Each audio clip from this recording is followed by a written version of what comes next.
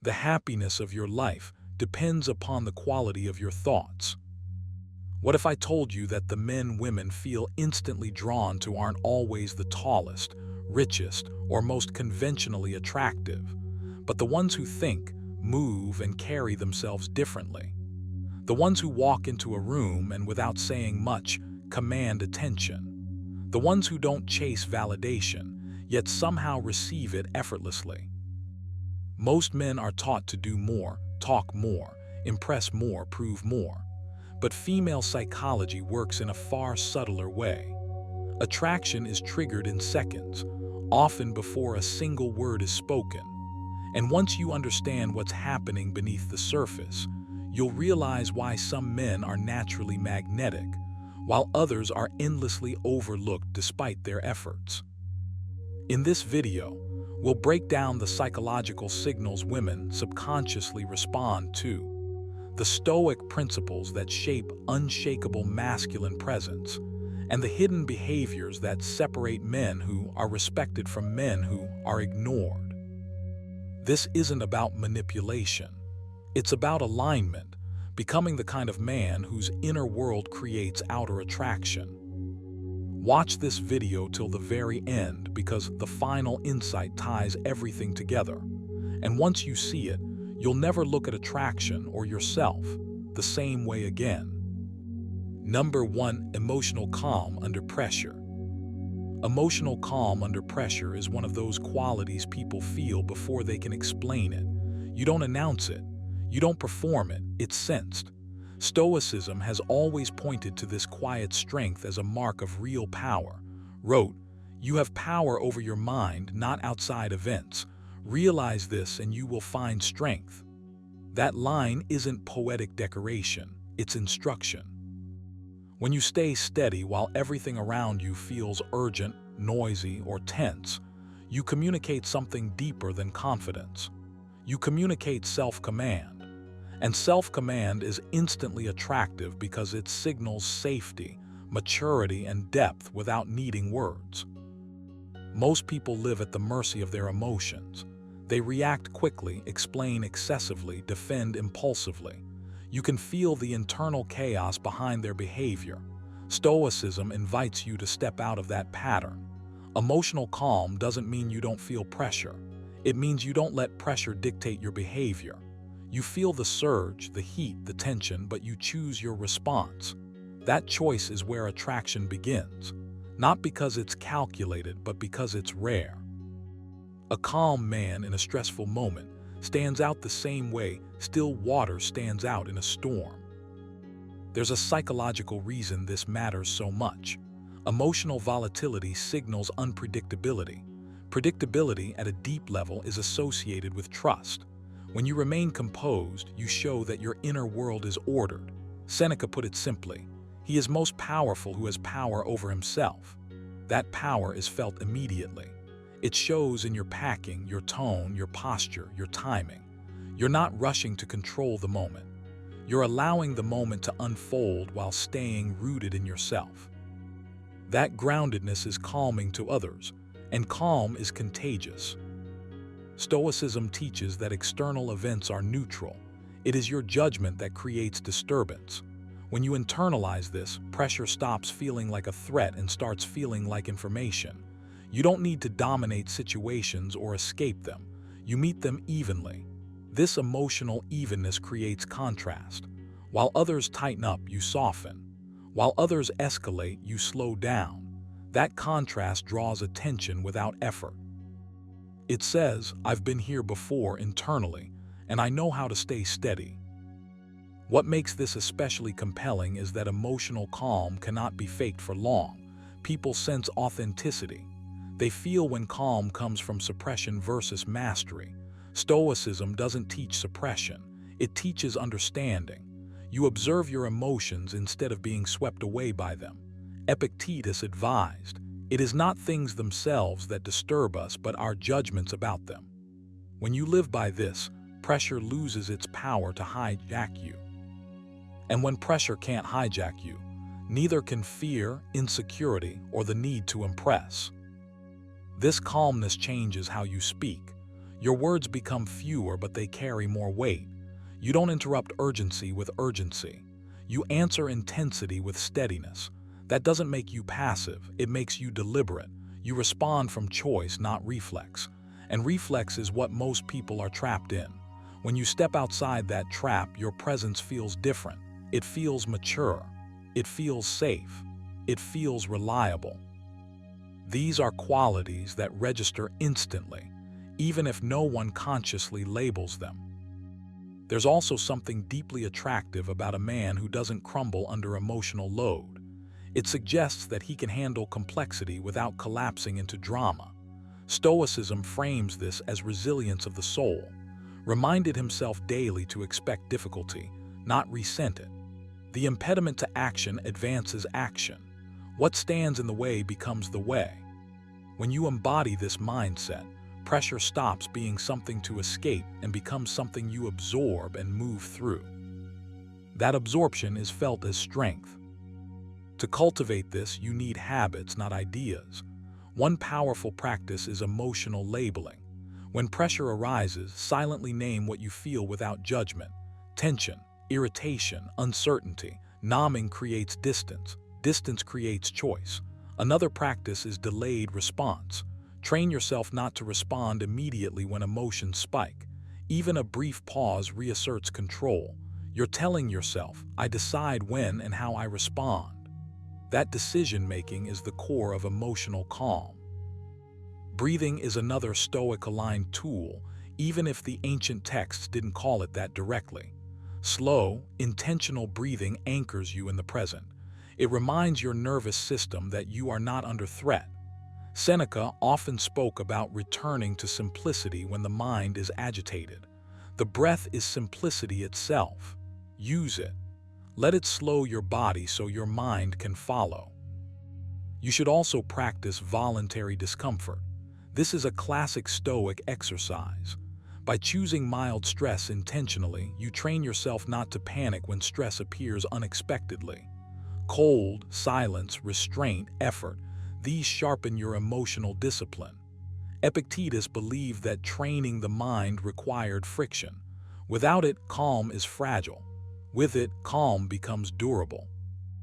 Another essential habit is reducing emotional leakage. Not every feeling needs expression. Not every thought needs a voice. Stoicism teaches discernment. Ask yourself, does expressing this increase clarity or just release tension? If it's the latter, choose containment. Containment builds strength. Over time, you'll notice that pressure feels lighter because you're no longer amplifying it through reaction. What's important is that this calm is not about appearing unbothered. It's about actually being centered. People can sense the difference. One is performance, the other is presence. Presence is felt instantly. It makes others lean in rather than brace themselves. It creates a sense of psychological safety that doesn't depend on charm or words. As you grow into this, you'll notice a shift. Situations that once rattled you now feel manageable. Your emotional baseline stabilizes. You stop chasing control over outcomes and focus on control over yourself. That focus simplifies everything. As said, nowhere can a man find a quieter or more untroubled retreat than in his own soul. When you carry that retreat within you, pressure loses its authority. Take this seriously. Emotional calm is not a personality trait, it's a practice. Choose it daily. Train it intentionally. Let it reshape how you move through tension. You don't need to dominate the room. You don't need to prove strength. Calm under pressure does that for you, quietly, instantly, and unmistakably. Number 2, clear self-respect and boundaries. Clear self-respect and boundaries are felt before they are understood. You don't have to announce them. You don't have to defend them. They radiate quietly from how you carry yourself, from what you tolerate and what you don't. Stoicism understood this long before modern psychology put language to it. Epictetus said, "If you want to be respected, first respect yourself." That sentence is simple, almost blunt, yet it contains a force most people never fully access. When you respect yourself without apology, you stop negotiating your worth. And the moment you stop negotiating, something in the dynamic shifts instantly. You can sense it when a man knows where he ends and where others begin. There's no desperation to be liked, no silent bargaining, no hidden fear of loss driving his behavior. His boundaries aren't walls, they're definitions.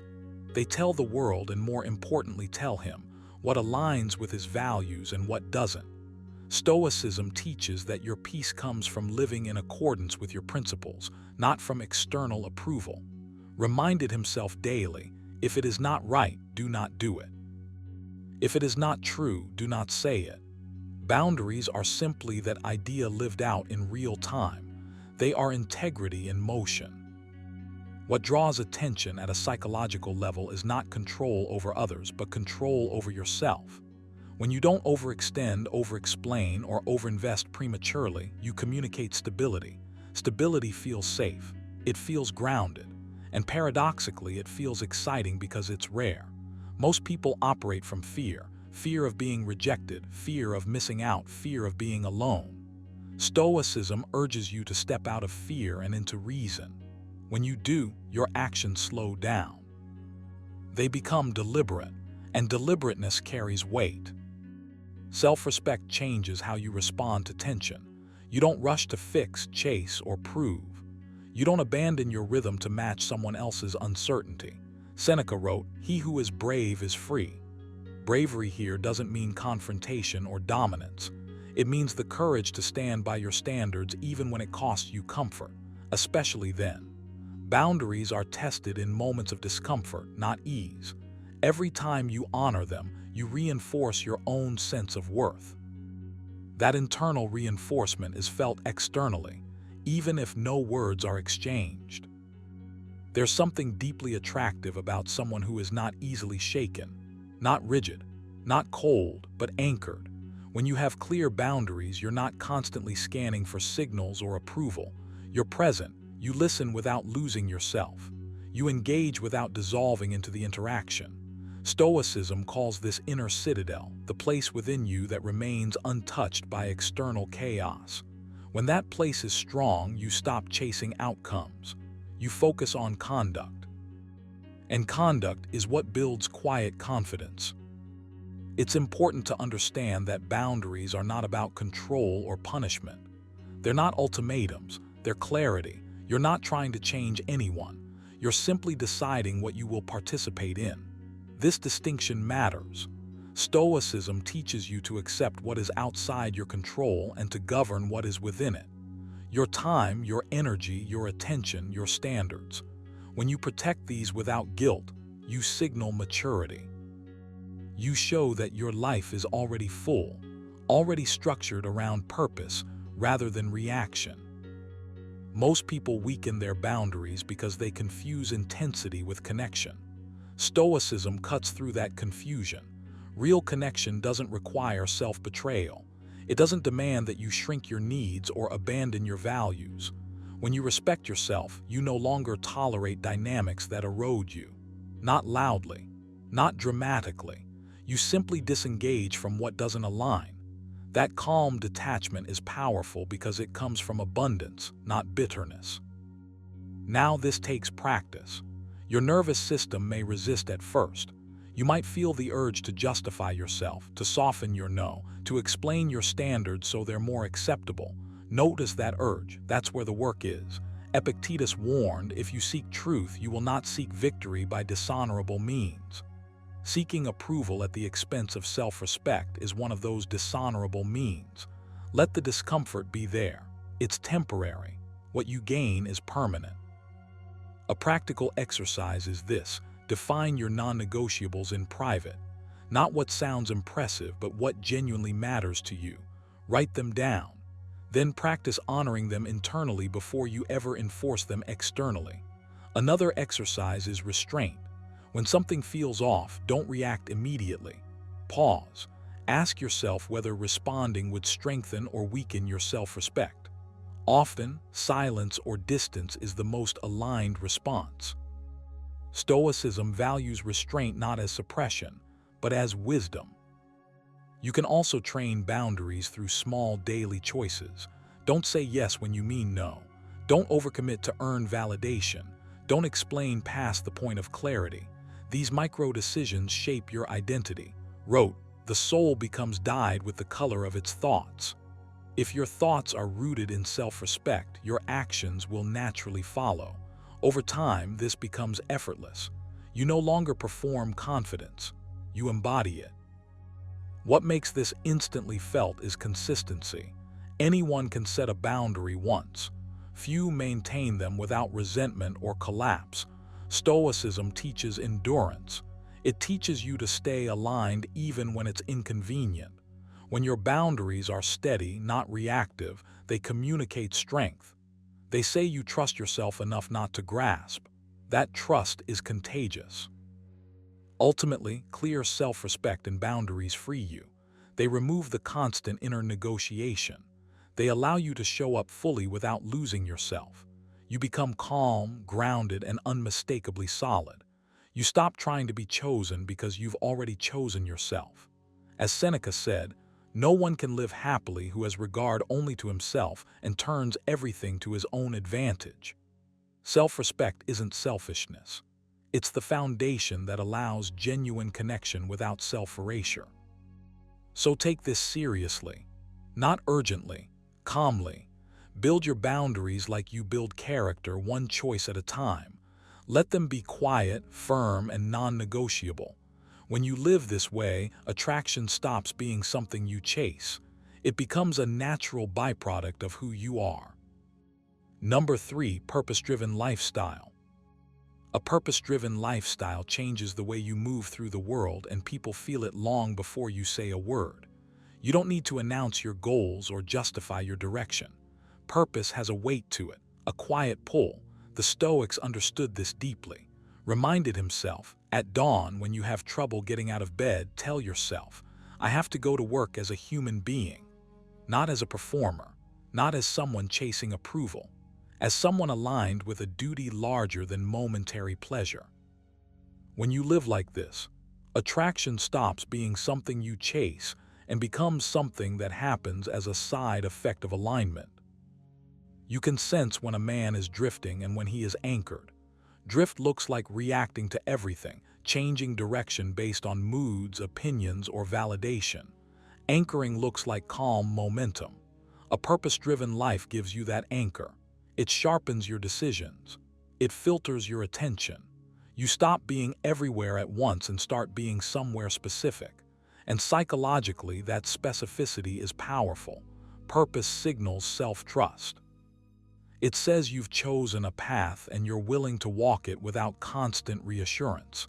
Epictetus put it simply, first say to yourself what you would be, and then do what you have to do. That internal agreement with yourself is felt externally. When you live with purpose, your energy changes. You're less available for trivial distractions because your time matters to you. You're less reactive because your emotions aren't steering the wheel. This isn't rigidity, it's clarity. And clarity is attractive because it creates safety at a psychological level. Not safety in a passive sense, but in the sense that you are predictable in values, not in behavior. People don't have to guess what you stand for. They can feel it. Purpose gives you a center of gravity, and everything else organizes itself around it. A purpose-driven lifestyle also removes desperation from your actions. You're no longer trying to extract meaning from attention, approval, or outcomes you can't control. Stoicism teaches that desire for externals is the root of disturbance. Seneca warned, if a man knows not to which port he sails, no wind is favorable. When you know your port, you stop panicking about every wave. You don't cling. You don't overinvest too early. You don't contort yourself to be chosen. You are already chosen by your own commitment to something meaningful. That self-selection is what changes how others respond to you. Purpose also disciplines your mind. It gives you a reason to say no. No to distractions. No to habits that drain you. No to versions of yourself that feel convenient but hollow. This discipline shows up in subtle ways, in how you listen without needing to impress, in how you speak without oversharing, in how you walk away from what doesn't align without bitterness. Stoicism is not about coldness, it's about order. When your inner world is ordered, your outer presence becomes calm and grounded. And calm confidence is far more compelling than performative charisma. There's another layer here that's often ignored. Purpose gives your suffering meaning. Everyone struggles, everyone faces resistance. But without purpose, resistance feels like punishment. With purpose, it feels like refinement. Wrote, "The impediment to action advances action. What stands in the way becomes the way." When you embody this mindset, your demeanor changes. You're less cynical, less resentful, more resilient. That resilience reads as emotional strength. You don't collapse under pressure or seek rescue from discomfort. You carry yourself as someone who can endure, adapt, and continue. That endurance is deeply attractive at a psychological level because it signals long-term stability. Living with purpose also sharpens your presence in the moment. You're not half there, half elsewhere. You're not scanning for the next hit of validation. You're engaged because your life has direction beyond the immediate interaction. This makes your attention feel valuable. When you give it, it means something. When you withdraw it, there's no drama, just continuity. Stoicism teaches you to invest your attention where it aligns with virtue and intention, not impulse.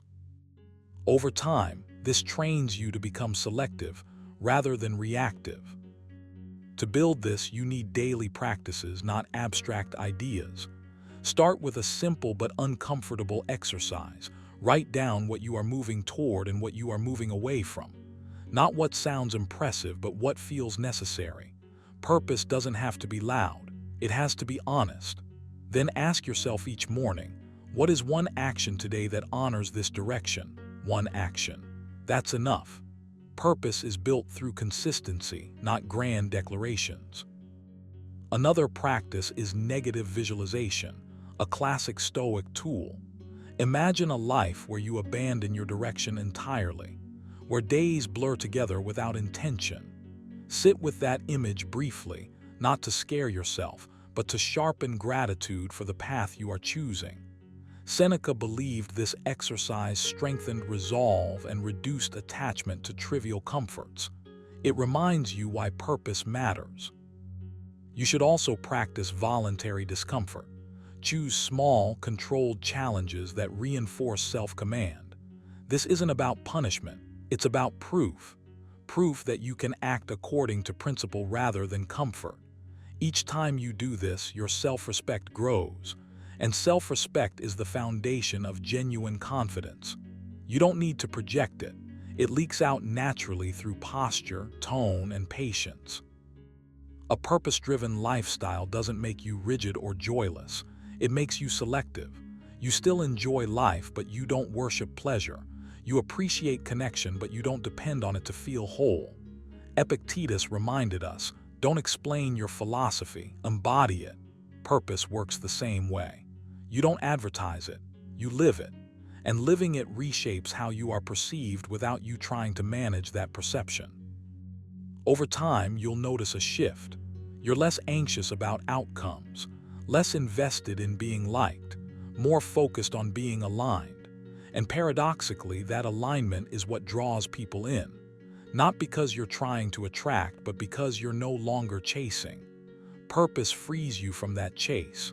It replaces need with direction, noise with clarity, restlessness with quiet momentum.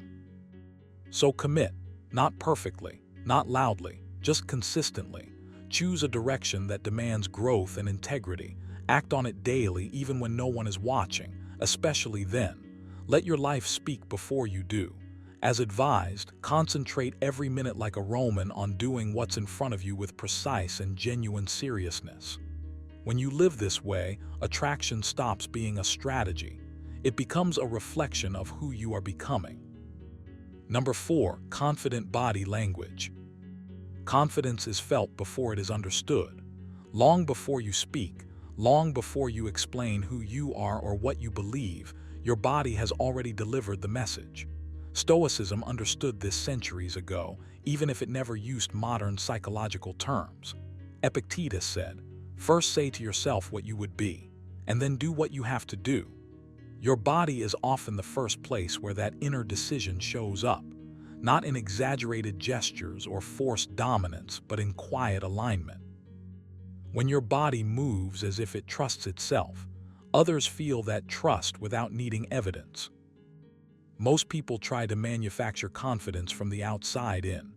They think confidence is something you perform. Stoicism flips that completely. Confidence is not a pose, it's the absence of inner conflict. When you stop fighting yourself internally, your body settles naturally. Your movements slow down, your posture opens. You stop shrinking or compensating. This is why confident body language doesn't feel desperate or rushed.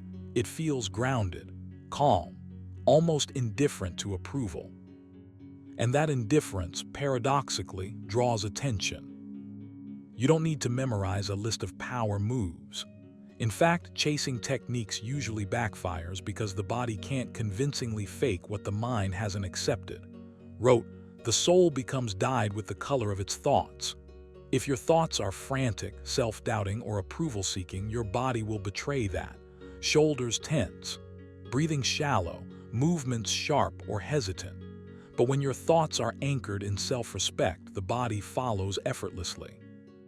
Confidence then becomes less about doing more and more about undoing what doesn't belong. Confident body language begins with stillness. Stillness is underrated. People who are uncomfortable with themselves constantly adjust, fidget, rush. Stillness signals safety within. It says you're not trying to escape the moment. You're not bracing for impact. You're here, fully. That presence is deeply attractive because it suggests emotional stability. Stoicism prized this quality. Seneca warned against being carried away by appearances, urging instead a composed and measured way of being. When your body reflects composure, it reassures without saying a word. Posture matters, but not in the way you've been told. It's not about puffing your chest or forcing your spine into rigidity. That's tension disguised as confidence. True confidence feels relaxed yet upright, grounded through the feet, balanced, not stiff. Think of posture as an agreement between strength and ease. When you stand or sit like you belong where you are, you communicate self-acceptance. And self-acceptance is the root of confidence, not arrogance, not dominance, acceptance. Your pace also tells a story. Rushed movements suggest urgency, and urgency often reads as need. Stoicism teaches you to remove unnecessary urgency from your life. Reminded himself daily that most things are not as serious as the mind makes them. When you move more slowly, deliberately, you signal that you are not controlled by pressure. You are not reacting. You are choosing.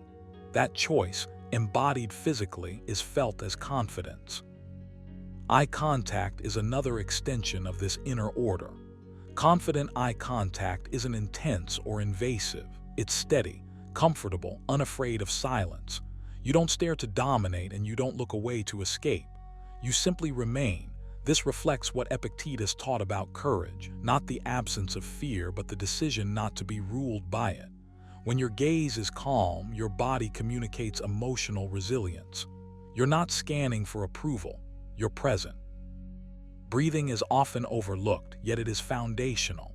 Shallow breathing keeps the body in a low-level state of anxiety. Deep, controlled breathing signals safety to the nervous system.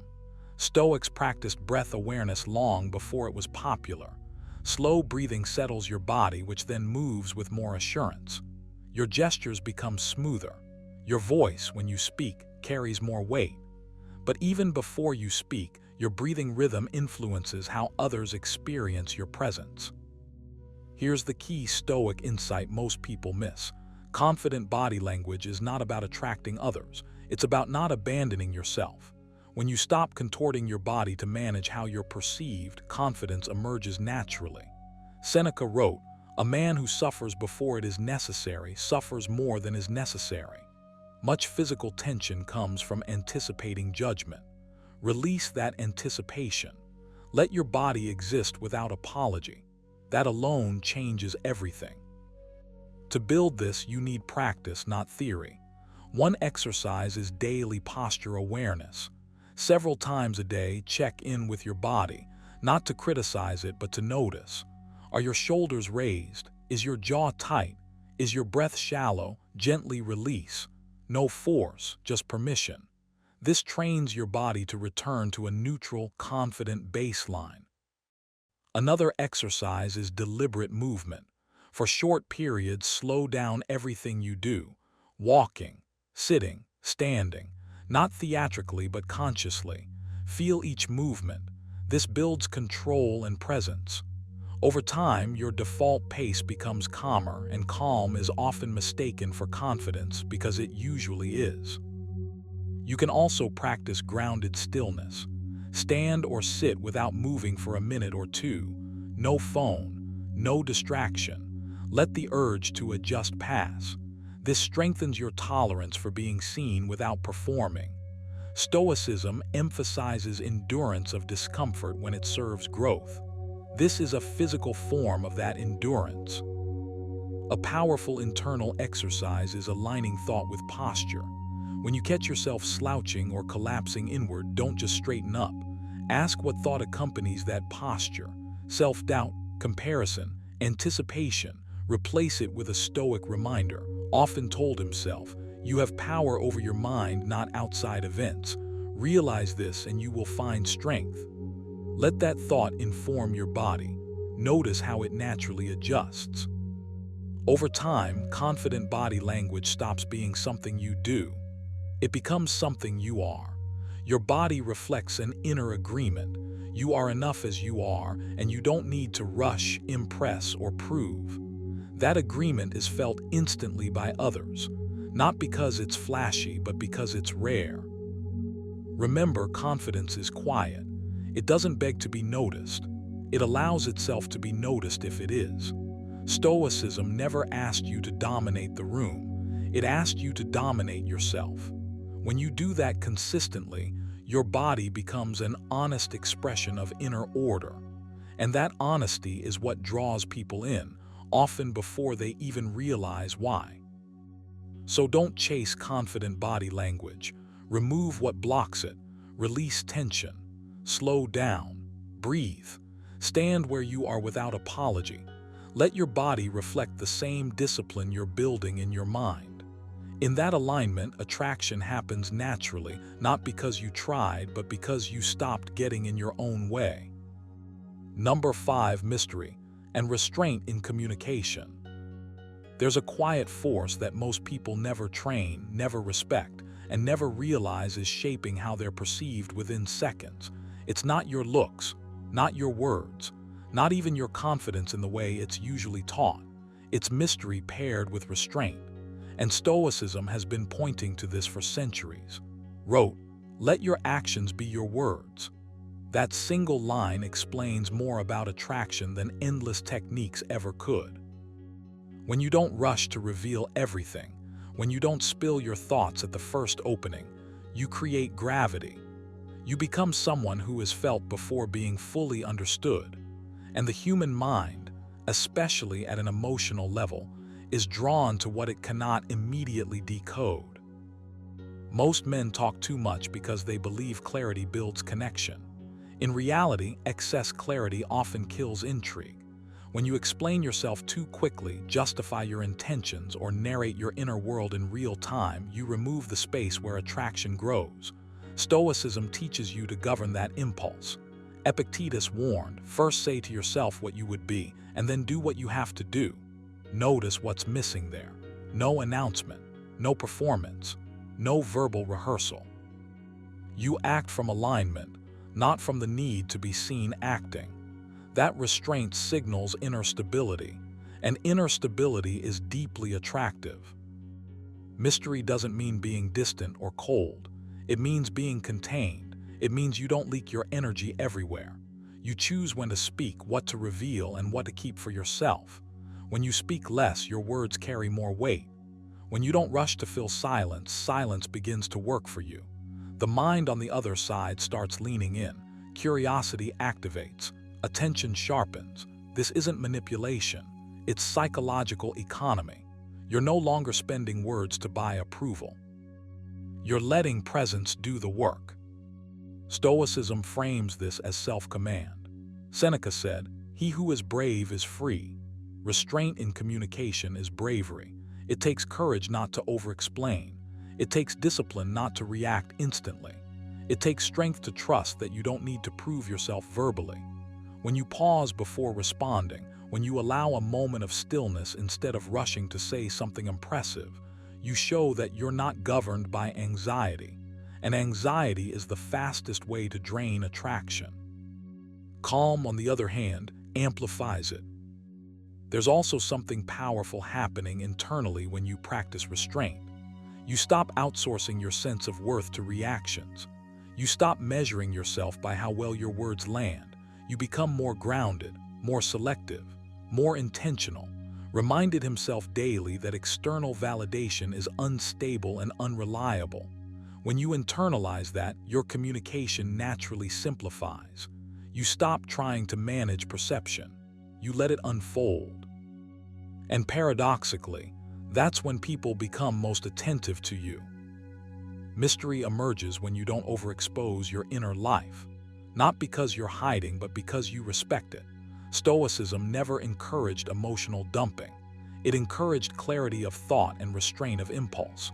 When you speak only what's necessary, when you leave some things unsaid, you allow imagination to participate. And imagination is far more engaging than information. The mind is wired to complete patterns. When you don't present the full picture immediately, interest sustains itself. You may notice resistance to this at first. Your mind will urge you to talk more, explain more, fix more, pause there. That urge often comes from fear of being misunderstood or forgotten. Stoicism asks you to release that fear. Epictetus put it plainly, "If anyone tells you that a certain person speaks ill of you, do not make excuses about what is said of you." Silence in moments of uncertainty isn't weakness, it's composure, and composure is unmistakable. Restraint also sharpens your listening. When you're not busy preparing your next line, you become more present. That presence is felt. People sense when they're being truly observed rather than managed. An observation without immediate reaction creates a subtle emotional safety. You're not trying to steer the moment, you're allowing it. That allowance feels rare in a world addicted to noise and constant self-expression. To train this, you need deliberate practice. Start by reducing unnecessary speech. Ask yourself before speaking, does this add clarity or does it add clutter? If it's clutter, let it go. Practice ending your statements without adding a second explanation. Say less, then stop. Feel the discomfort. That discomfort is where growth lives. Another exercise is the pause. Before responding, take a breath. Not to be clever, just to be grounded. Over time, this pause becomes natural, and your words begin to emerge from calm rather than urgency. You can also practice controlled disclosure. Notice how often you reveal things automatically. Instead, choose. Reveal slowly. Let trust and timing guide expression rather than impulse. Seneca warned against scattering oneself too widely, saying that a man who is everywhere is nowhere. The same applies to communication. When you scatter your thoughts freely, they lose impact. When you concentrate them, they gain force. This approach changes how you're perceived without you trying to change anything outwardly. Your energy becomes steadier, your presence more contained. You stop chasing moments. You let moments come to you. And when you do speak, people listen, not because you demand attention, but because you've trained them to associate your words with intention. Remember, mystery isn't about pretending to be something you're not. It's about not explaining yourself prematurely. Restraint isn't about suppression. It's about timing.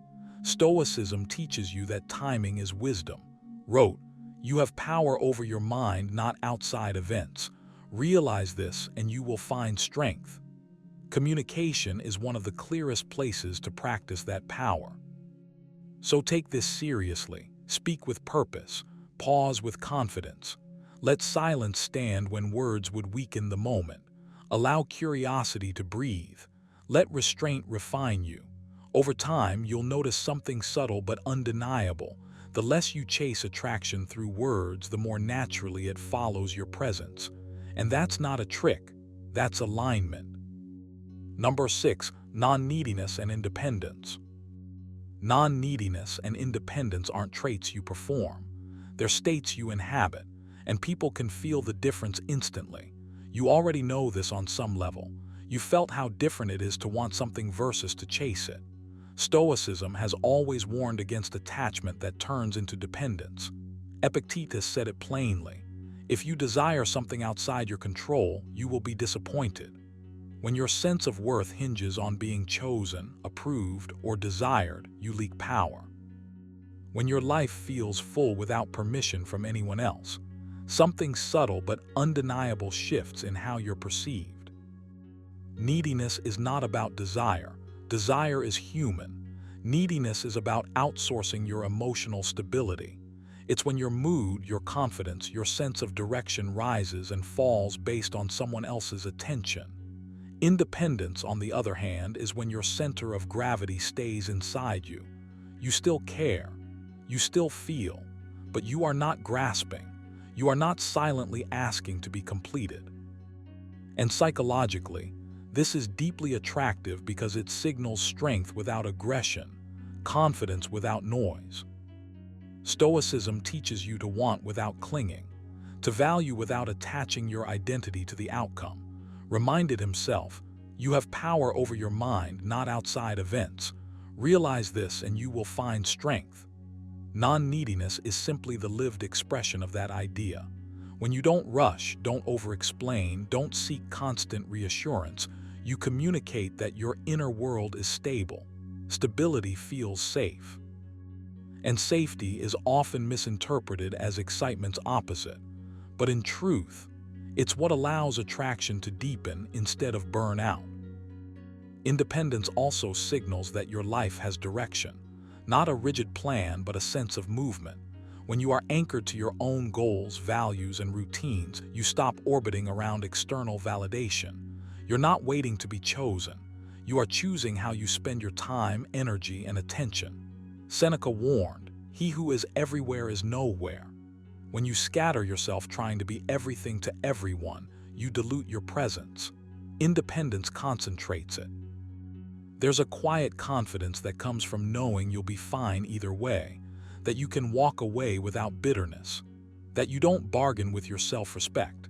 This isn't emotional coldness, it's emotional maturity. Stoicism never taught detachment from people, it taught detachment from outcomes. You show up fully, but you don't collapse if things don't go your way. That balance is rare, and rarity creates value.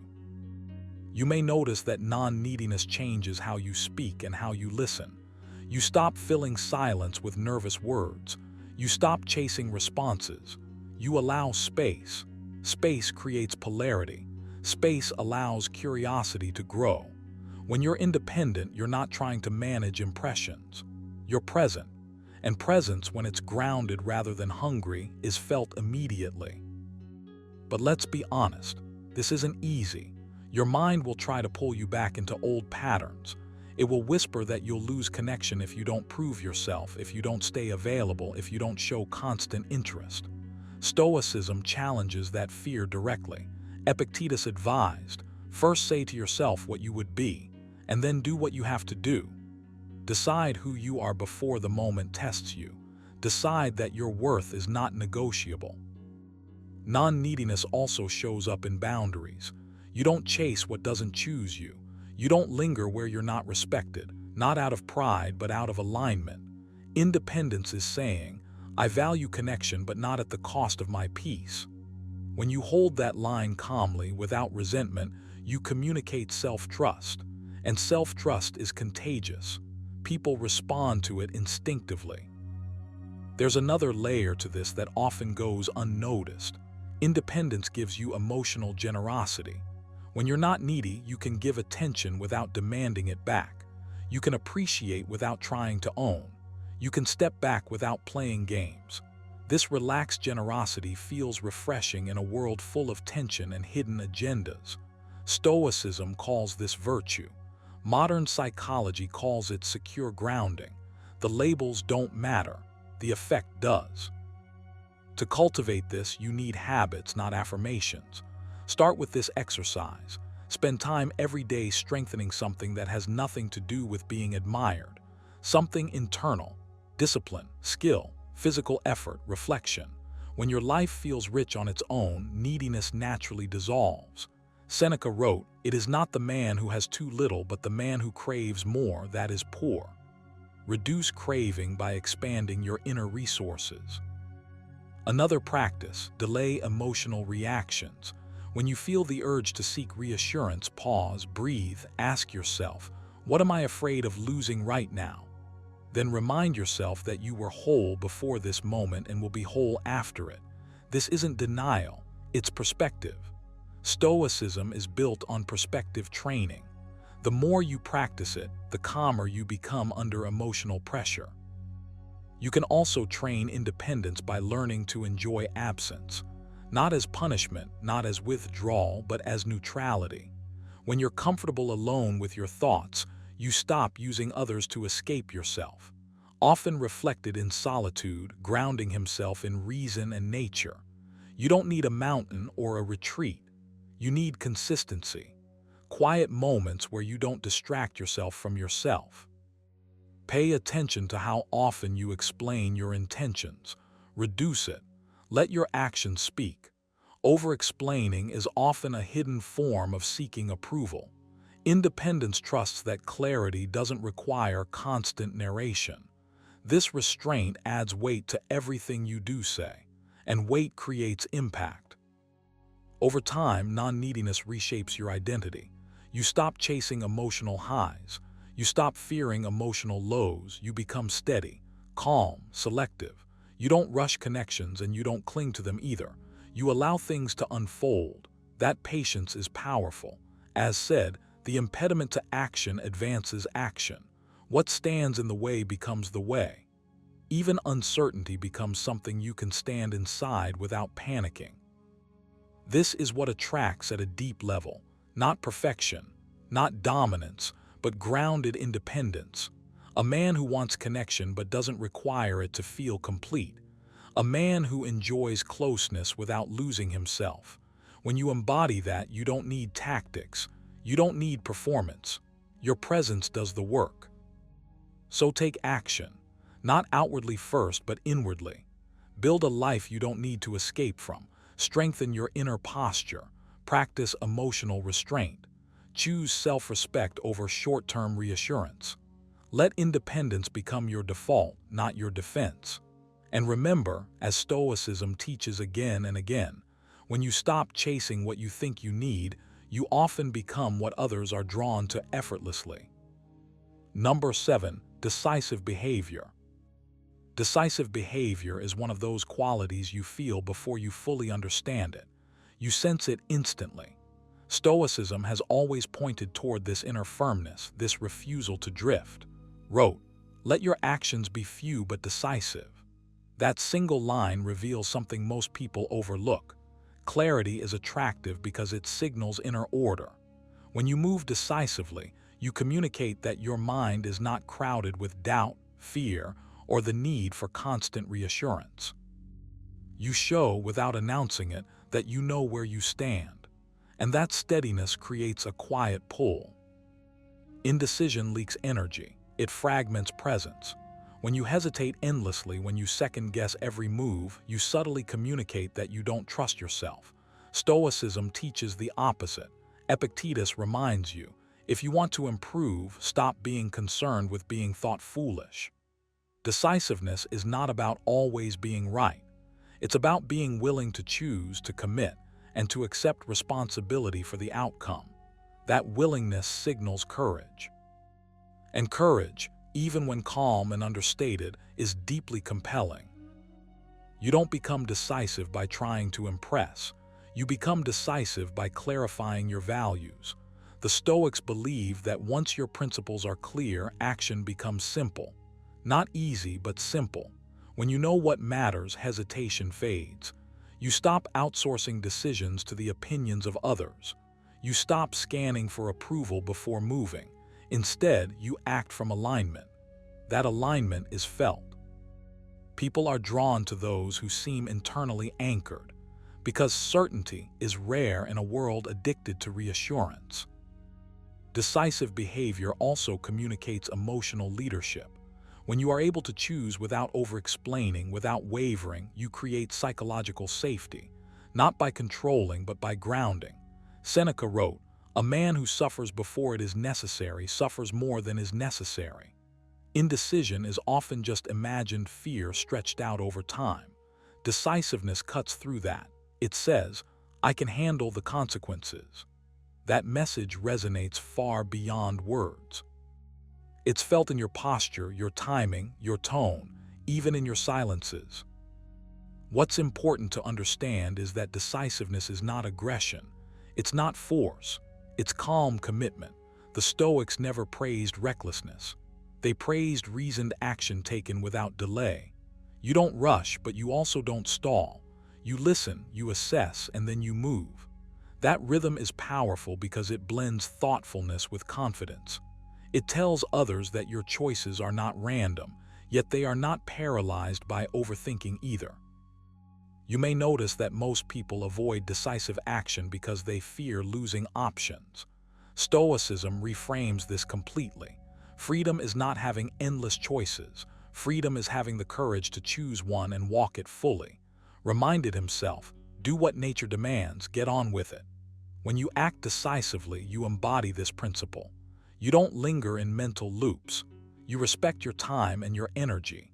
And when you respect your own time, others instinctively do too. There is also something deeply attractive about decisiveness because it reduces chaos. Humans are drawn to order even unconsciously. When you demonstrate that your inner world is structured, that your thoughts don't spiral endlessly, you become a point of stability. You're not pulled in every direction. You're not constantly adjusting yourself to fit expectations. You choose and you stand by that choice. Even when you later refine it, you don't disown it. That consistency builds trust at a psychological level. Now this trait is built, not declared. You cultivate decisiveness through daily discipline. Start by setting small, non-negotiable decisions for yourself and honoring them. Decide when you will act, then act. No renegotiation. This trains your nervous system to associate choice with follow-through instead of anxiety. Another practice is limiting the time you give yourself to decide. Stoics understood that prolonged deliberation often weakens resolve. Give your mind a clear window, then close it. Choice made. Move forward. A powerful exercise is to ask yourself, what would I choose if I trusted myself? Sit with that question. Not the choice that avoids discomfort, not the choice that looks safest. The choice that aligns with your principles. Write it down, then act on it deliberately. Each time you do this, you reinforce self-trust, and self-trust is the root of decisiveness. Another practice is learning to accept imperfection. Indecisive people often wait for certainty. Stoicism teaches you that certainty is an illusion. Epictetus said, "Don't demand that things happen as you wish, but wish that they happen as they do happen." When you internalize this, you stop waiting for perfect clarity. You act with the information you have, adjust when needed, and remain composed either way. That composure is what people respond to, not flawless outcomes. Decisiveness also sharpens your presence. When you stop hesitating, your body language changes. Your movements become cleaner. Your speech becomes more economical. You don't trail off. You don't overqualify. You say what you mean and then you stop. This restraint gives weight to your words, and weight creates impact. Stoicism is full of reminders that excess weakens force. Decisiveness is restraint applied to action. Over time, this becomes part of your identity. You are no longer someone who drifts or waits to be nudged. You initiate, you choose, you move. And you do so without drama, without performance, just quiet certainty. captured this beautifully when he wrote, "Concentrate every minute like a Roman on doing what's in front of you with precise and genuine seriousness." That seriousness is not heaviness. It's sincerity. It's intent. Let this be your standard, not loud dominance, not performative confidence, but grounded decisiveness rooted in self-respect. Decide what you tolerate. Decide what you pursue. Decide when to act and when to walk away. Each decision, however small, reinforces the message that you are led from within, and that inner leadership is felt instantly. So start today. Choose one area of your life where you've been waiting, circling, postponing. Make a decision, commit to it fully, accept the outcome calmly. Repeat tomorrow. Over time, decisiveness will no longer feel like effort. It will feel like alignment. And alignment, more than anything else, is what people are drawn to before a single word is spoken. Number 8, consistency between words and actions. There's a quiet test happening every time you speak. Not a loud one, not something anyone announces. It's subtle, almost invisible, yet decisive. Do your words line up with who you are when no one is listening? Stoicism has always insisted that character is revealed not by what you claim, but by what you repeatedly do. Epictetus put it plainly: don't explain your philosophy, embody it. That single line exposes why consistency between words and actions carries such immediate psychological weight. You don't have to declare strength, integrity, or confidence. When your behavior quietly confirms your words, those qualities are felt without effort. Most people talk more than they live. They describe intentions they haven't earned yet. They promise states of being they haven't stabilized. And on a psychological level, this creates friction. The mind detects mismatch instinctively. When what you say and what you do don't align, even slightly, trust weakens. Not dramatically, slowly, almost politely. Stoicism teaches you to close that gap, not by speaking better, but by acting cleaner. When your actions consistently echo your words, you project inner order. And inner order is deeply attractive because it signals reliability, self-command, and emotional safety. You feel this when you commit to something internally and follow through without announcement. No speeches, no justification, just action. Reminded himself, waste no more time arguing about what a good man should be. Be one. There's power in that restraint. Consistency removes the need for persuasion. You stop trying to convince anyone of who you are. You let repetition do the talking. Over time, people don't listen to your words as claims. They hear them as confirmations of what they already sense. At a psychological level, consistency reduces uncertainty. The human mind is constantly scanning for patterns. When behavior is predictable in the best way, calm replaces doubt. You're not pulled in different directions by impulse. You don't say one thing and drift another way when it becomes inconvenient. This steadiness creates a feeling of groundedness, and groundedness is rare. Many people live fractured lives, torn between who they want to be seen as and who they actually are. Stoicism demands integration, one self, one direction, no performance. You may not realize how much energy is wasted trying to maintain an image. Stoics rejected this completely. Seneca warned, be what you wish to seem, not eventually. Now, that's the discipline. When your words are modest and your actions are firm, you eliminate inner tension. You stop rehearsing explanations in your head. You stop adjusting your behavior to manage reactions. Consistency frees you. It simplifies your inner life. And when your inner life is simpler, your outer presence becomes calmer, more assured, more compelling. There's also something deeply reassuring about someone who doesn't contradict themselves over time.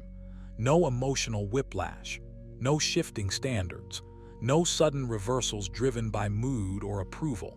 Stoicism trains you to act from principles rather than impulses. Principles don't change every day. When you live by them, your behavior develops a recognizable rhythm. Others may not consciously name it, but they feel it. It feels like stability, like maturity, like quiet strength. You don't need to be flawless to be consistent. Stoicism never asked for perfection. It asked for sincerity and effort. What matters is alignment, not theatrics. If you say you value discipline, your daily choices should reflect restraint. If you speak of calm, your reactions should lean toward composure. When your life supports your language, your words gain weight. They stop floating. They land. And psychologically, people are drawn to what feels solid. Now this requires honesty, brutal honesty. You must stop saying things you are not prepared to live. That's the first practice. Reduce your words until they match your capacity for action. Speak less but mean more. Epictetus advised, first say to yourself what you would be, and then do what you have to do. Notice the order. Being comes before announcement, identity before expression. When you reverse this, you create tension. When you respect it, you create coherence. Another habit is delayed speech. Before you say something about yourself, wait. Ask whether your next actions will confirm it. If not, hold your tongue. Silence preserves integrity. Stoicism values restraint because restraint protects alignment. Every unnecessary promise is a future inconsistency waiting to happen. Every exaggerated claim creates pressure you don't need. Choose accuracy over impressiveness. Accuracy builds trust. Impressiveness fades. Consistency also shows up in small, repeated behaviors, not dramatic gestures, not rare moments of intensity, but the boring, unglamorous follow-through. Stoicism is built on this idea. Wrote extensively about doing the work in front of you without complaint, without seeking applause. When you train yourself to show up the same way regardless of mood, you cultivate reliability. Reliability becomes part of your presence. People relax around it. They lean into it. They respect it. There's a deeper psychological layer here. When your words and actions align, you experience less inner conflict, less self-criticism, less guilt. That internal peace subtly radiates outward. You become less reactive, less defensive, less eager to explain yourself. You don't feel the need to correct perceptions constantly because your life is doing that for you. Stoicism calls this living in accordance with nature. Not external nature, but your rational, principled self. To practice this deliberately, start with a simple exercise. Audit your language. Pay attention to what you say repeatedly. Strip away what you cannot support with action. Replace broad statements with quieter commitments you can honor daily. Another exercise, track follow-through, not to punish yourself but to build awareness. Notice where you drift. Adjust your words accordingly. Integrity is not rigid, it's responsive. You can also practice consistency under pressure. When emotions rise, your true alignment is tested. Stoicism prepares you for this. Pause. Ask yourself whether your reaction matches your values. If it doesn't, wait. Silence buys you space. Action chosen from space is almost always more consistent than action chosen from impulse. Over time, this discipline reshapes how you are perceived. You don't need to assert confidence. It's inferred. You don't need to signal reliability. It's expected. Your presence feels settled. And settled energy is attractive because it suggests that you know who you are and you're not negotiating it moment by moment. Remember, consistency is not about rigidity. It's about congruence. It's about living so that your inner compass and outer behavior point in the same direction. Stoicism teaches that when your life becomes an extension of your values, attraction is no longer something you chase. It becomes a byproduct, quiet, natural, unforced. So take this seriously. Tighten the space between what you say and what you do. Let your actions mature your words, not the other way around. Speak with intention, act with discipline, and trust this. When your life confirms your language, you won't need to announce anything. You'll be felt before you're understood. Number 9, comfort with silence. Comfort with silence is one of those traits that doesn't announce itself, yet it's felt immediately. You don't notice it because someone is doing something flashy. You notice it because they aren't doing what most people do. They're not rushing, not filling gaps, not scrambling to impress. And that absence of need speaks louder than any clever line ever could. Stoicism understood this long before modern psychology tried to name it. Wrote, "Be calm. Let your calm show you the way." Silence, when rooted in calm, becomes a signal. It tells the world that you are settled within yourself, and that inner settlement is deeply attractive. Most people are uncomfortable with silence because silence exposes them. When the noise stops, there's nothing to hide behind. No performance, no distraction, just presence. And presence requires confidence. Not loud confidence, not performative confidence. The quiet kind, the kind that doesn't beg for attention or approval. When you are comfortable in silence, you communicate that you don't need external stimulation to feel whole. You are not desperate for validation. You're not afraid of stillness. That alone sets you apart, because most people are running from their own thoughts. Stoicism teaches you that control begins inside. Epictetus said, "If you want to improve, be content to be thought foolish and stupid." Comfort with silence is part of that improvement. You stop trying to manage how you're perceived in every moment. You stop over-explaining yourself. You let pauses exist without rushing to repair them. Psychologically, this signals emotional regulation. It shows that you are not ruled by anxiety or impulse. You don't react just to relieve tension. You respond when there's something meaningful to offer. Silence also creates depth. Words are easy. Anyone can talk. Silence, on the other hand, requires grounding. When you're comfortable saying nothing, you allow moments to breathe. You allow emotions to settle. You allow curiosity to form. People instinctively lean toward what feels grounded and stable. Stoics believed that tranquility was strength, not weakness. Seneca wrote, "A man who suffers before it is necessary suffers more than is necessary." Filling silence unnecessarily is a form of premature suffering. It's you trying to escape discomfort instead of mastering it. When you practice comfort with silence, you stop chasing momentum. You stop trying to keep things going through constant stimulation. You trust that your presence alone is enough. That trust changes how you carry yourself. Your posture relaxes. Your tone softens. Your energy steadies. You don't rush your words because you're not afraid of being forgotten in the pause. You know that silence doesn't erase you. It amplifies you. There's also a psychological shift that happens when you don't rush to speak. Silence forces others to slow down too. It pulls them out of autopilot. It invites reflection. When you're not filling every gap, people project meaning onto your restraint. They sense intention even when you're simply being present. This isn't manipulation. It's natural human perception. We assign value to what is scarce, and silence is scarce in a world addicted to noise. Stoicism never encouraged muteness. This isn't about becoming distant or cold. It's about speaking with intention instead of compulsion. Reminded himself, do not be overheard complaining, not even to yourself. That discipline applies to unnecessary speech as well. Every word you don't waste preserves energy. Every pause you allow strengthens composure. Over time, your words carry more weight because they come from stillness, not restlessness. You might notice resistance at first. Your mind will urge you to fill the silence, to clarify, to entertain, to prove something. That urge is the habit you're here to break. Comfort with silence is a skill, and like all skills, it requires practice. Start by noticing how often you speak just to reduce tension, not to add value, just to escape discomfort. Awareness alone begins the transformation. One practical exercise is deliberate pausing. Before you speak, pause for a full breath. Let the moment settle. Ask yourself whether what you're about to say is necessary or merely reflexive.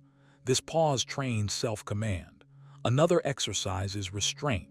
Choose one interaction each day where you intentionally say less than you normally would. Not in a withdrawn way, but in a grounded way. Speak clearly when needed, then stop. Let silence do the rest. You can also practice silence internally. Spend time each day without stimulation. No talking, no scrolling, just observation. Stoics believe that clarity comes from stillness. Seneca often warned about a mind constantly distracted by external noise. When you become comfortable with quiet internally, external silence stops feeling awkward. It starts to feel natural, even nourishing. There's power in not rushing to respond emotionally. When you feel triggered, silence buys you space to choose virtue over impulse. Epictetus said, "It is not events that disturb us but our judgments about them." Silence interrupts those judgments. It gives you a moment to regain command, and that command is felt by others, even if they can't articulate why. Over time, comfort with silence reshapes your identity. You stop performing. You stop seeking approval through words. You stop equating talkativeness with value. Instead, you develop quiet certainty, a sense of being anchored. You don't need to dominate conversations to be noticed. You don't need constant engagement to feel relevant. You trust your presence. This trust changes attraction dynamics at a fundamental level. People are drawn to those who seem at ease with themselves, who don't fidget verbally, who don't chase reactions. Silence becomes a signal of abundance, of inner fullness, of self-respect. Stoicism calls this not indifference but freedom from being tossed around by impulses, and freedom is compelling. Remember, comfort with silence is not about withholding warmth. It's about removing neediness. You can be calm and attentive without being verbose. You can be engaged without overextending. Silence doesn't mean absence. It means control. It means you decide when and how you express yourself, rather than being pushed by discomfort. So train it. Sit with quiet. Let pauses exist. Speak when your words matter. Let go of the urge to fill every space. As wrote, "Know where you can go is more peaceful than your own soul." When you live from that place, silence stops being something you fear. It becomes something you carry with confidence, and that confidence is felt instantly. Number 10, unreactive, grounded masculinity. Unreactive, grounded masculinity is not loud, and it doesn't rush to announce itself. It's felt before it's understood. You sense it in the way a man holds still when the world pulls at him, in the way he doesn't flinch when tension appears. Stoicism has always pointed to this kind of strength. Wrote, "You have power over your mind, not outside events. Realize this, and you will find strength." That sentence alone explains why this quality is instantly attractive. When you are not controlled by impulses, moods, or external pressure, you radiate safety, certainty, and depth. You become someone who doesn't need to chase attention because attention naturally orients toward you. Most men are reactive without realizing it. They respond too quickly. They explain too much. They adjust themselves based on how they think they're being perceived. Stoicism teaches you to step out of that trap. Grounded masculinity begins the moment you stop letting every stimulus dictate your response. You pause, you breathe, you decide. That pause is everything. It communicates that you are centered within yourself, not outsourcing your emotional state to whatever happens around you. Epictetus said, "It's not what happens to you, but how you react to it that matters." And the man who reacts less, who chooses calm over chaos, signals a form of leadership that words can't replicate. Unreactive doesn't mean cold. It doesn't mean indifferent. It means regulated. It means your emotions don't spill out uncontrollably. You feel deeply, but you move deliberately. This balance is rare, and rarity creates attraction. When you stop reacting impulsively, you stop seeking approval through behavior. You're no longer performing. You're simply present. Presence is powerful because it cannot be faked for long. It comes from inner alignment. From knowing who you are, what you value, and what you will not be pulled into. Stoicism frames masculinity as discipline, not dominance. Seneca warned, "He who is brave is free." Bravery here isn't aggression, it's restraint. It takes courage to remain calm when your ego wants to defend itself. It takes strength to stay grounded when emotions rise, and that strength is visible even when nothing is said. When you don't overreact, you communicate that you trust yourself, and self-trust is contagious. People feel it. They relax around it. They lean into it. Grounded masculinity also means you are rooted in your body and your values, not in outcomes. You don't rush toward validation. You don't retreat at discomfort. You stay. You hold your ground internally. This creates a steady emotional rhythm that others instinctively tune into. Stoics believed in living in accordance with nature, and part of that is understanding that storms pass. When you embody this, you stop panicking during emotional shifts. You allow moments to unfold without forcing resolution. That patience reads as confidence. There's a psychological layer here that matters. Reactivity often signals insecurity. Calm signals abundance. When you don't chase reactions, when you don't mirror every emotional fluctuation, you create polarity. You become the anchor instead of the wave. This doesn't require manipulation or strategy. It requires self-regulation. It requires you to stop outsourcing your sense of worth to external responses. Reminded himself, the tranquility that comes when you stop caring what they say or think or do, only what you do. That mindset changes how you move through every interaction. Build this, you must train your nervous system. Grounded masculinity is embodied, not intellectual. Start by slowing down your reactions in small moments. When something triggers you, don't speak immediately. Take one full breath before responding. Feel your feet, feel your posture. This simple pause retrains your body to associate calm with control. Over time, this becomes automatic. Another exercise, practice lowering your internal urgency. Remind yourself, nothing needs to be solved right now. That sentence alone dissolves reactivity. You should also practice emotional containment, not suppression. There's a difference. Suppression is avoidance. Containment is choice. Write down what you feel instead of expressing it impulsively. Let the emotion move through you without broadcasting it. Seneca advised daily self-examination, asking himself where he had been ruled by impulse instead of reason. You can do the same. Each night, reflect briefly. Where did I react unnecessarily today? Where could I have stayed grounded? This isn't self-criticism. It's refinement. Another powerful habit is reducing your verbal output. Speak less, but with intention. When you don't rush to fill silence, your words gain weight. Epictetus said, "Let silence be your goal for the most part." Silence stabilizes you. It prevents emotional leakage. It also allows others to feel your presence without distraction. Over time, people associate your calm with authority. Not forced authority, but natural gravity. Grounded masculinity also means accepting discomfort without resistance. Stoicism trains you to endure internal friction without dramatizing it. You don't need to label every feeling or act on every urge. You let sensations rise and fall. This emotional endurance is deeply attractive because it signals maturity.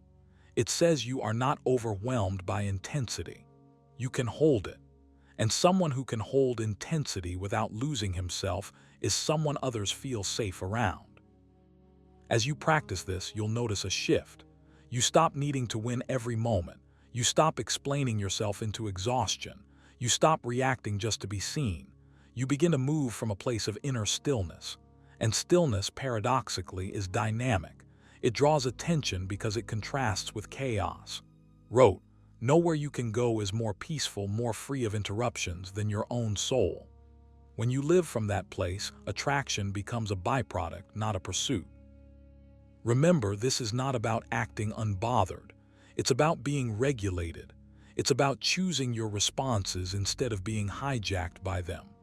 When you embody unreactive, grounded masculinity, you stop chasing outcomes. You focus on character, and character is always felt before it's analyzed. So take this seriously. Train your pause, strengthen your calm, reduce your noise. Let your presence do the work your words used to try to do. You don't need to convince anyone of your masculinity. You need to embody it, quietly, consistently. And once you do, people will sense it instantly, long before you ever say a thing. Before you scroll to the next video, remember this. Attraction isn't about chasing approval, changing who you are, or memorizing tricks. It's about becoming the kind of man whose presence speaks before he ever opens his mouth. The men who create instant attraction don't beg for attention, they command it quietly. If this video shifted even one perspective for you, imagine what happens when you apply these principles consistently. How you walk into a room, how you speak, how you carry silence, how you respond instead of react. That's where real power is built. Most men will hear this and do nothing. A few will reflect, and a rare few will act. The question is, which one are you? If you want to be part of that rare group, rewatch this video, take one idea and live it this week. And if you found value here, like the video, subscribe and share it with someone who's ready to level up. Because once you understand why attraction happens, you stop chasing it, and it starts coming to you.